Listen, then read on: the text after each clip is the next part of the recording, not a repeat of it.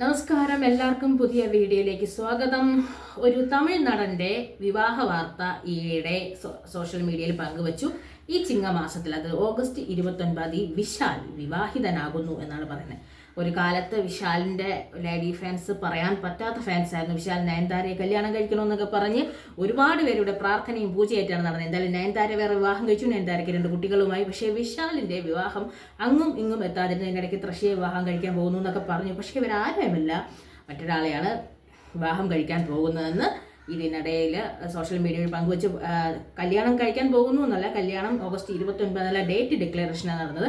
പണ്ട് ദുൽഖറിൻ്റെ കൂടെ ഒരു സോളോ എന്ന സിനിമയിൽ നായികയായി വന്ന നടിയാണ് ഇപ്പം വിശാലിൻ്റെ സിനിമയിലല്ല, ജീവിതത്തിൽ നായികയാകാൻ പോകുന്നത്.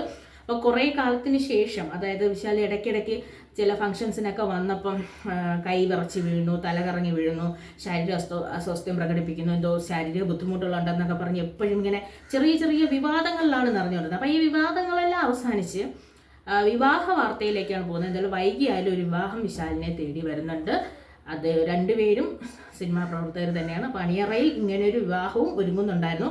വിശാലിന് എന്താണ് ആരോഗ്യ പ്രശ്നം, എന്താണ് ബുദ്ധിമുട്ട്, മാനസിക പ്രശ്നം എന്നൊക്കെ ഇങ്ങനെ കുറേ ആൾക്കാർ ചോദിച്ചിട്ടുണ്ട്. എന്തായാലും അപ്പോൾ ആ പ്രശ്നത്തെക്കുറിച്ചൊന്നുമില്ല. ഒരു സ്വന്തം മനോഹരമായൊരു കേക്കൊക്കെ മുറിച്ച് സ്വന്തം വിവാഹ വാർത്ത, അതായത് വിവാഹ ഡേറ്റ് ഉൾപ്പെടെ പങ്കുവച്ചിരിക്കുകയാണ്. എന്തായാലും ചിങ്ങമാസത്തിലെ കല്യാണം ഇനിയും സമയമുണ്ടെങ്കിൽ ഇപ്പോഴേ വിവാഹത്തിന് എല്ലാവിധ ആശംസകളും പറഞ്ഞിരിക്കുകയാണ്.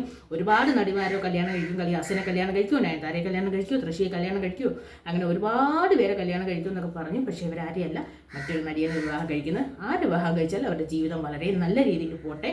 എന്തായാലും വിശാൽ വിവാഹിതനാകാൻ പോവുകയാണ്. ചിങ്ങമാസത്തിൽ അവരുടെ വിവാഹം നടക്കും.